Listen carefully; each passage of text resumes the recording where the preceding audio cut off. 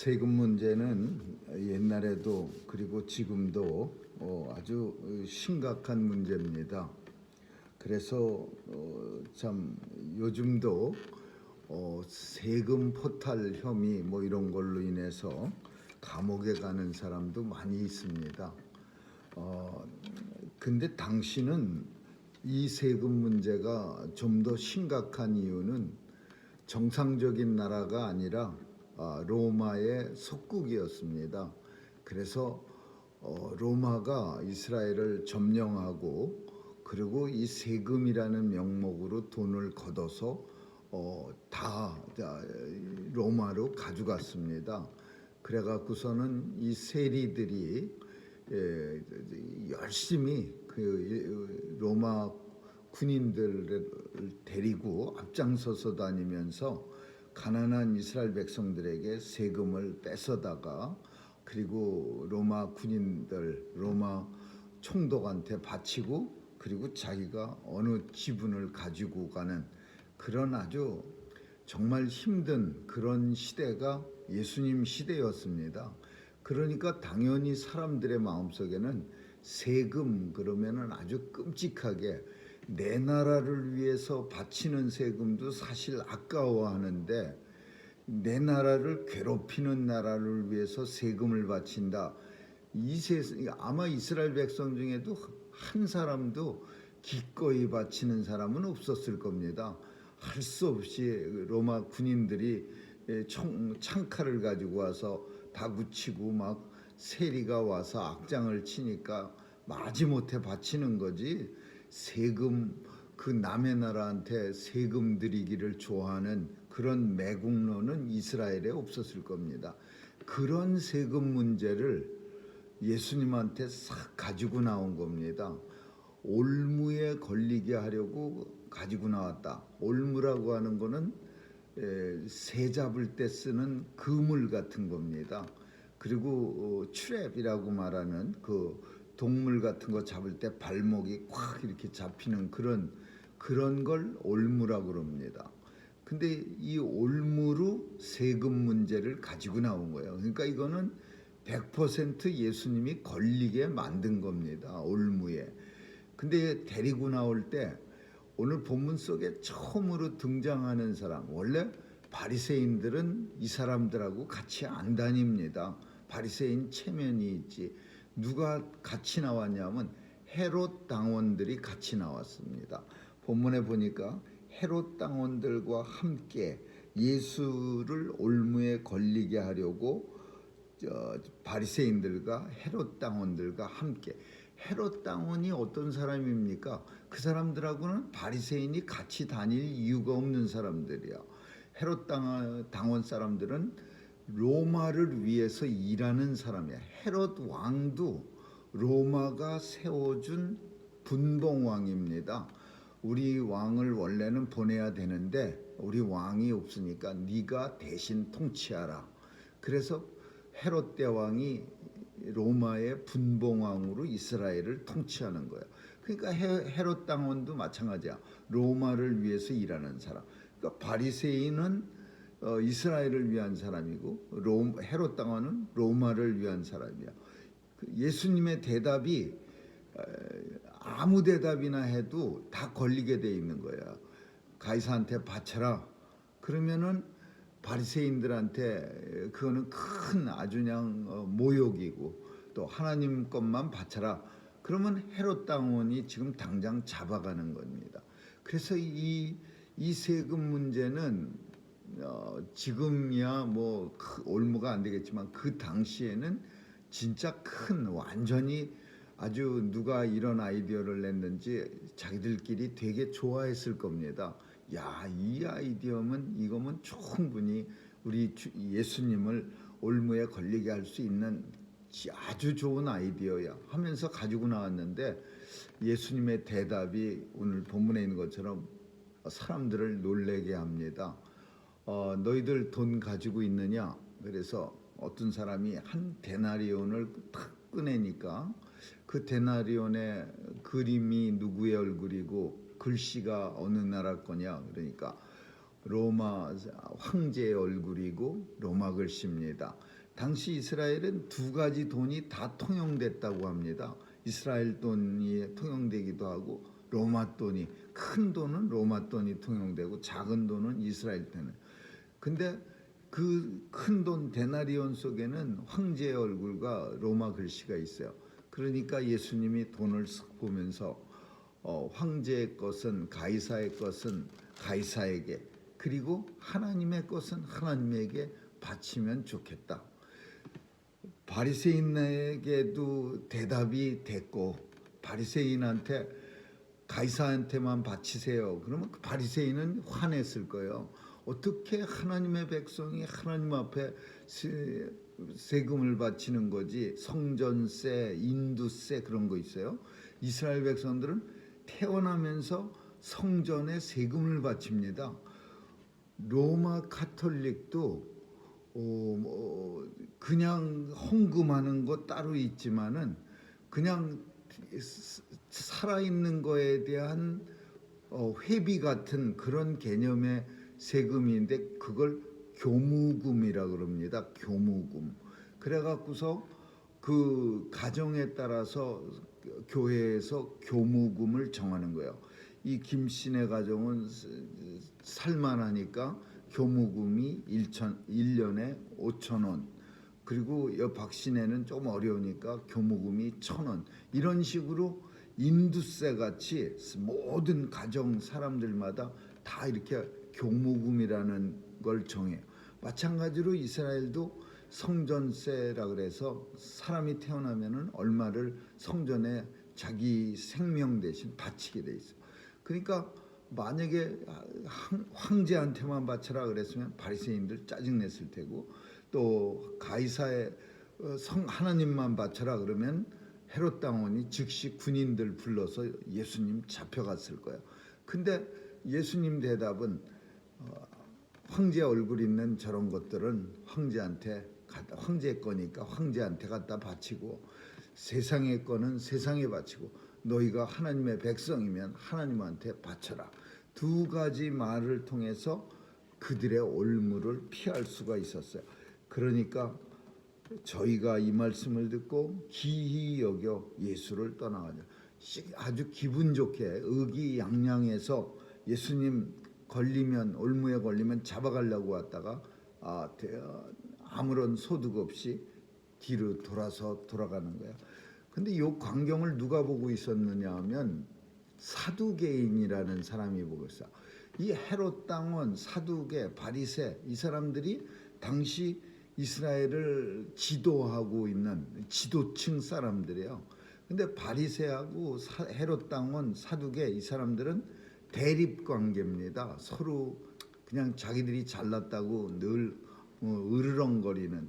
그러니까 바리새 헤롯 당원이 와서 예수님 하나 어떻게 하지 못하는 걸 보고 사두개인이 딱 나타난 거야. 너희들이 꼼짝 못한 걸 내가 이제 우리 사두개인들이 예수님의 코를 납작하게 해주겠다. 그러면서 가지고 나온 질문이 오늘 본문에 있는 것처럼 우리로서는 좀 이상한 내용이지만 옛날에는 우리나라에도 이런 법이 있었습니다. 형사취수법. 형이 죽으면 형의 아내를 동생이 취하는 거예요. 이 형사취수법이라고 하는 거는 자녀를 잊지 못하면은 아주 그 가정이 굉장히 좀 저주받은 가정이라고 그렇게 생각하기 때문에 어떻게 하든지 그 가정을 잊게 해주는 게 그 가문의 어떤 배려입니다. 그래서 형의 자녀를 낳게 하기 위해서 동생의 아내가 형이 죽으면 그 자녀나 혹은 형수취수법이 되는 거예요. 그래서 그 형의 아내가 낳은 자식은 동생의 게 아니라 형의 자녀지요. 그래서 제비 뽑아서 이스라엘을 땅을 나눴는데 남편이 죽어버리면 그 땅이 끝이야. 농사 질 사람도 없고 자식도 없어. 그래서 형사취수법을 통해서 자녀가 생기면 그 자녀가 죽은 아버지의 땅을 다 계속해서 이어가 동생의 땅이 아니라 형의 땅이 돼서 이어가는 거죠. 그러니까 그런 풍습 속에 사두개인이 나와서 7형제가 있었는데 이 사람들이 아내까지 다 죽었습니다. 근데 천국이 당신들 말로는 맨날 천국 타령을 하는데 천국에 가면은 그 아내가 그 여자가 누구의 아내가 되겠습니까? 원래 형의 아내니까 형하고 살겠습니까? 아니면 마지막까지 살던 동생하고 살겠습니까? 뭐 이런 문제예요. 그러니까 이거 사실 아리송한 대답이 나올 수밖에 없는 거죠.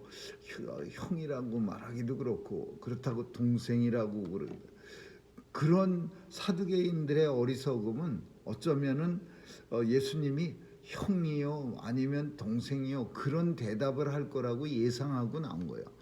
근데 예수님은 사두개인들에게 너희가 성경도 한 번도 읽어보지 못했구나. 어떻게 이렇게 무식한 질문을 나한테 하느냐. 성경 말씀에 하나님 말씀에 천국에서는 장가도 가지 않고 천국에는 우리가 천사와 같이 되느니라. 그렇게 오늘 본문에 이렇게 말해요. 부활 때에는 너희가 하나님의 능력도 알지 못하는 거로 참 오해하였도다. 너희가 성경도 읽지 않고 하나님의 능력도 모르고 그래서 오해했는데 부활 때에는 하나님 나라 가면 장가도 아니 가고 시집도 아니 가고 하늘에 있는 천사들과 같이 사느니라. 죽은 자들의 부활을 의논할진대 하나님이 너희에게 말씀하신 바 나는 아브라함의 하나님, 이삭의 하나님, 야곱의 하나님 하신 것을 너희가 잊지 못하였느냐? 하나님은 죽은 자의 하나님이 아니라 산 자의 하나님이시니라 하셨다. 이거는 부활의 하나님, 산 자의 하나님, 아브라함의 하나님, 이삭의 하나님, 야곱의 하나님. 이게 왜 이런 말씀을 하셨냐? 아브라함의 하나님, 그러니까 야곱의 하나님이라고 말할 때 아브라함은 이미 죽었습니다. 이삭도 죽었어요. 그러면 아브라함의 하나님이라고 말할 때 이삭은 아직 태어나지도 않았어. 야곱도 태어나지도 않았어. 그러나 아브라함, 이삭, 야곱의 하나님 이렇게 셋을 같이 말할 수 있는 거는 셋 다 하나님의 은혜로 하나님의 능력으로 살아있다라는 거예요. 살아있다. 천국에 있다 이거예요. 그래서 아브라함의 하나님, 이삭의 하나님, 야곱의 하나님은 산자의 하나님이야. 3대에 걸쳐서 하나님이라고 말할 수 있는 이유는 죽은 자야 이미 죽어버린 사람에게 하나님이라고 말할 수는 없는 거거든요. 죽은 자의 하나님이 될 수가 없는 거야. 살아있기 때문에 아브라함의 하나님이 되는 거, 이삭의 하나님이 되고 또 예수님 시절에서 계산하자면 저 2000년 전, 4000년 전에 하나님이 되는 거예요. 왜? 살아있는 하나님이야. 살아있는 자의 하나님. 하나님도 살아계시고 하나님의 백성도 살아계시기 때문에 시간이 4000년이 지나갔어도 아브라함의 하나님, 이삭의 하나님, 야곱의 하나님, 모세의 하나님이라고 말할 수 있는 거예요. 그러니까 이 사람 개념은 땅에서 형제들이 바글바글거리고 살다 천국 가면 또 바글바글거리면서 살지 않겠느냐 그렇게 말하고 있는데 하늘에는 천사도 없고 하늘에는 장가도 안 가고 시집도 안 가고 천사와 같이 우리가 살아가느니라. 그리고 하나님은 죽은 자 죽어버렸다고 생각하는 거를 지금 전제로 하고 있는데 죽은 자의 하나님이 아니라 산 자의 하나님이에요. 그래서 그 하나님은 모든 성도가 살아있다는 것을 의미하고 있는 거냐. 따라서 이건 무슨 말이야? 사두개인은 부활이 없다라고 생각해요. 그냥 현재가 천국이야. 현재. 사두개인은 유물론자입니다. 공산당 같이 빨갱이처럼 유물론자예요. 그냥 현재 잘 먹고 잘 사는 게 자기들이 생각하는 천국이야. 그래서 내세를 믿지 않는 겁니다. 근데 참 희한하죠. 이스라엘 같은 나라에 어떻게 사두개 같은 사람이 생겼느냐. 이유가 있어요. 바리새 같은 사람들이 바리새인들의 반발로 세워진 거예요. 근데 바리새가 어떤 짓을 했느냐? 이 사람들은 현실에 충실하지 않는 거야. 그냥 맨날 같이 율법만 잘 지키면 된다는 식으로 하나님 나라만 생각하면서 살면 된다는 식으로 사랑 관계도 현찮고 또 밥벌이도 현찮고 하는 짓이 그냥 마음이 하늘에 가 있는 거예요. 그냥 오늘도 율법 잘 지키느라고 왔다 갔다 하다가 눈 감고 세상에 보지 못할 걸 안 보고 살다가 살려고 눈 감고 다니다가 전보산 때에 머리 부닥쳐 갖고서 혹이 번쩍하고 하나 나오면은 영광스러운 거룩의 상처. 그래갖고 그걸 또 자랑거리로 삼는 거예요. 이런 모습을 보면 사두개인들이 야 하여튼 가지가지하네. 그러면서 그 사람들 얼마나 비하하겠습니까? 저게 인생이야. 이 땅에 사는 동안 열심히 살아야지. 그래서 사두개인들은 그런 바리새인들의 반발로 내세우는 거야. 오늘 열심히 살면 그게 천국이고 그게 축복이야. 이러면서 바리새인들과 반대로 사두개인들은 유물주의, 아주 그냥 빨갱이보다 더 심각한 유물주의, 오직 돈, 권세, 명예 뭐 이런 것만 취하는 사람들이에요. 그러니 천국을 안 믿는 거죠. 그래서 이 사두개인들이 예수님한테 나와서 이런 엉뚱한 질문을 한 거예요. 예수님이 산자의 하나님이라는 이 대답으로 바리새인 사두개인들이 갖고 있었던 부활이 없다라는 생각도 아주 그냥 한 방에 없애버렸고, 다시 또 그 천국에서는 뭐 장가 시집 안 가고 천사와 같으니라라는 말로 그 결혼을 누가 하고 하느냐라는 질문이 얼마나 어리석은 질문인가를 깨닫게 해준 거예요. 그래서 사두개인들이 예수님 앞에서 놀래서 물러갔다. 그렇게 성경이 말. 오늘 본문은 예수님 심각하게 무너뜨리려고 올무에 걸리게 하려고 당시 지도자들인 사두개, 바리새, 헤롯 당원들이 나와서 예수님을 건드렸지만 예수님을 저들이 당할 수는 없습니다. 모든 것을 아시고 또 모든 참 하나님 말씀 그 자체이신 예수님이 어떻게 그들의 그 어리석은 질문에 넘어가겠습니까? 오늘 이 본문 통해서 우리도 이 땅에서 지혜롭게 살아서 하나님 말씀을 온 세상에 드러내고, 어떤 사람들은 지혜롭지 못한 하나님의 말씀을 가졌는데도 불구하고 지혜롭지 못한 그런 모습으로 살기도 해요. 말씀은 많이 하는 듯 하면서도 지혜롭지 못한, 지혜로운 것도 하나님의 말씀을 가진 사람의 특권이라는 사실을 꼭 기억할 수 있기를 주님의 이름으로 축원합니다. 기도하겠습니다. 좋으신 하나님 감사합니다. 오늘도 성령께서 지혜 주셔서 하나님의 말씀을 가진 자로서 세상에 지혜롭게 살아갈 수 있도록 도와주시옵소서. 우리 주님이 말씀을 가지고 악한 세력을 이긴 것처럼 이 땅에 사는 동안 하나님 말씀 가지고 악한 세력을 이길 수 있는 참 능력이 있게 하여 주옵소서. 감사드리며 예수님 이름으로 기도합니다. 아멘. 주기도문으로 마치겠습니다. 하늘에 계신 우리 아버지여, 이름이 거룩히 여김을 받으시오며 나라에 임하옵시며 뜻이 하늘에서 이룬 것 같이 땅에서도 이루어지이다. 오늘날 우리에게 일용할 양식을 주옵시고 우리가 우리에게 죄 지은 자를 사하여 준 것 같이 우리의 죄를 사하여 주옵시고 우리를 시험에 들게 하지 마옵소서. 대개 나라와 권세와 영광이 아버지께 영원히 있사옵나이다. 아멘.